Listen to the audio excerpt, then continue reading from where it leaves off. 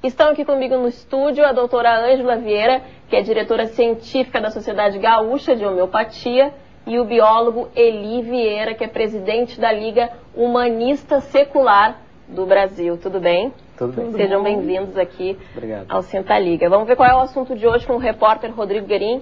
Confiram ali. Olá, Claudinha. O assunto do Sinta Liga dessa semana é sobre homeopatia. E o TPM veio até as ruas para saber a opinião das pessoas. Confere aí. Sou a favor. Acredito. Sou a favor. Não sou contra. Eu tinha enxaqueca semanalmente e eu tinha feito vários tratamentos com médico, com os remédios de verdade, assim.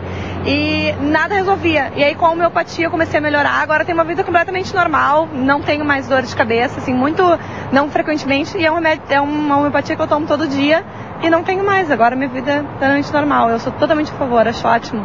Eu nunca procurei um médico especializado nesta área, né? Porque geralmente os médicos especialistas em homeopatia, eles indicam a homeopatia, mas os demais não. Mas meu irmão fez. Ele tinha problema de garganta e não tinha remédio que chegasse a tempo e médico não conseguia dar jeito. Aí fizeram homeopatia e ele, comprovado pela medicina, pelo médico, tudo, da época que atendeu ele ficou curado. Não sei o que houve lá, mas eu sei que resolveu. Que é uma alternativa mais saudável ao alopático. Semana passada, né, agora sábado, na Casa de Cultura Mário Quintana, aí teve uma manifestação contrária à homeopatia, e por isso que a gente trouxe os dois lados aqui da moeda, o lado contrário e o lado a favor. Eu vou começar contigo, Eni, para saber por que tu és contra a homeopatia. Obrigado pelo convite, Cláudia. Eu agradeço também à Ubra TV e ao programa TPM. Bem, não é que eu seja exatamente contra a homeopatia. Eu sei que os homeopatas são bem atenciosos, as consultas duram bastante e isso deveria ser imitado por todos os médicos. Mas o nosso problema, particularmente aqui no Brasil, porque essa manifestação, essa overdose homeopática, contou com 79 cidades ao redor do mundo, centenas de céticos. Né? Tu tomaste, né? Eu tomei 2 vezes overdose e não senti absolutamente nada de diferente. Mas aqui no Brasil, o nosso problema com a homeopatia é que ela é reconhecida como uma prática médica, diferente de outros países como Portugal. E também o SUS gastou em homeopatas, em consultas homeopáticas, cerca de 3 milhões de reais em 2010. Então isso afeta o meu bolso, o seu bolso. Então eu quero só saber se o imposto que eu estou pagando está sendo aplicado num tratamento que foi validado por experiências científicas, né? E eu trouxe aqui vários artigos científicos comigo que atestam que não. Inclusive, o Comitê de Ciência e Tecnologia da Câmara dos Comuns da Inglaterra, que é uma espécie de Câmara dos Deputados para eles, recentemente disse que a homeopatia não deve ser financiada publicamente no Reino Unido.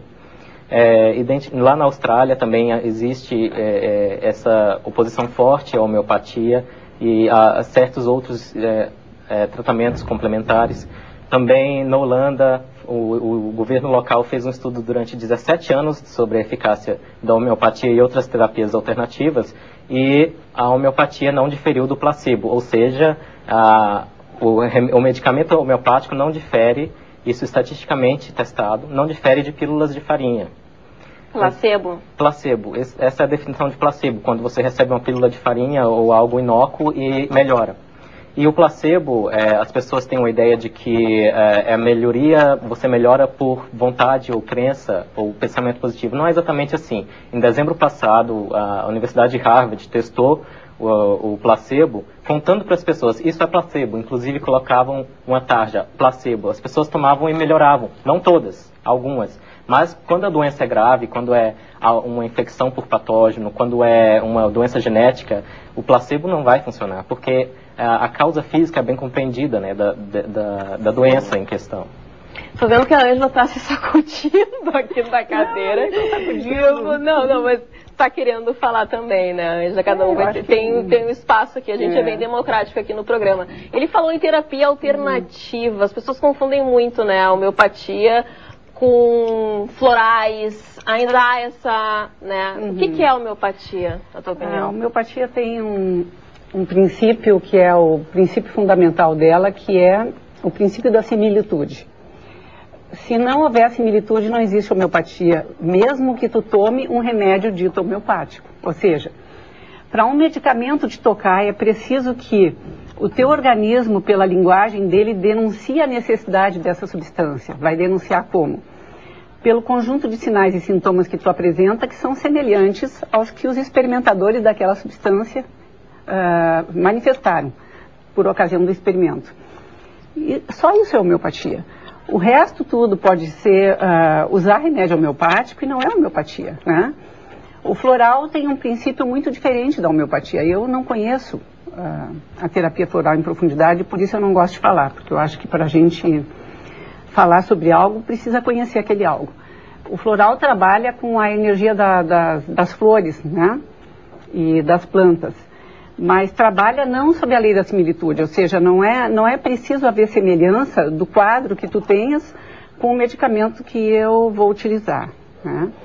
Então, homeopatia é basicamente isso. A gente viu muita coisa interessante ali, né? Opiniões bem contrárias. As pessoas que usaram se beneficiaram e dão esse aval do benefício. Então, eu precisava de uma água.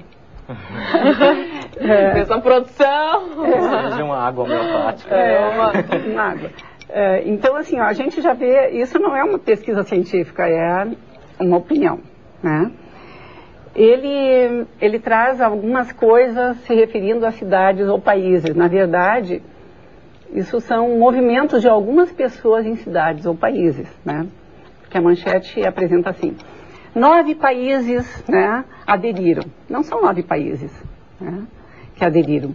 São pessoas. Deixa eu só falar o seguinte: tu conversou até agora, a tua boca secou. Secou, mas A tua seca. A minha... Nem penso. A minha secou. Por efeito adrenérgico. A minha boca secou, a dele um pouco, a tua nada. Por que a minha não? Nós dois somos nervosos e você não, talvez.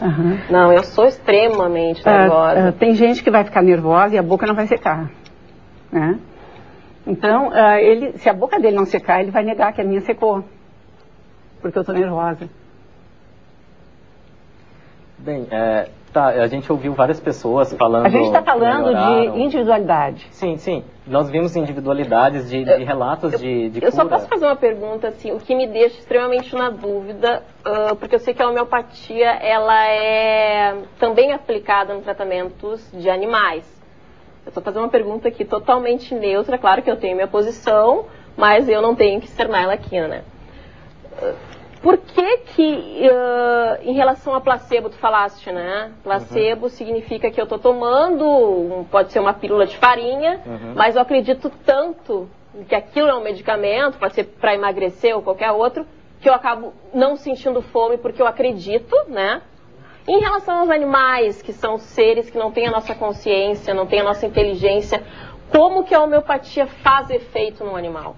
Bem, nós temos um parentesco com os animais. Os animais têm muitas coisas semelhantes a nós, né? Se você tratar bem um cachorro com carinho, isso já faz algum efeito. Mas, como eu disse para você antes, um trabalho agora de dezembro passado mostra que mesmo se as pessoas souberem que é placebo, elas têm uma melhoria significativa. Então, não é dependente da crença. Se não é dependente de crença, não é dependente de racionalidade e uma cabeça, uma mente mais complexa como a humana. Então, um cão, uma vaca, pode ser também sujeito ao placebo. Isso é registrado na literatura científica. Animais são sujeitos ao placebo, sim. Mas, independente disso, todos os estudos com a homeopatia mostram que ela não difere do placebo, ou seja, ela não difere da pílula de farinha ali. E o placebo, ele tem limitações. Então, quando os estudos experimentais falam em placebo, eles não estão dizendo que todos se curaram, todos que receberam um placebo se curaram, não. Estão dizendo que uma parte se curou.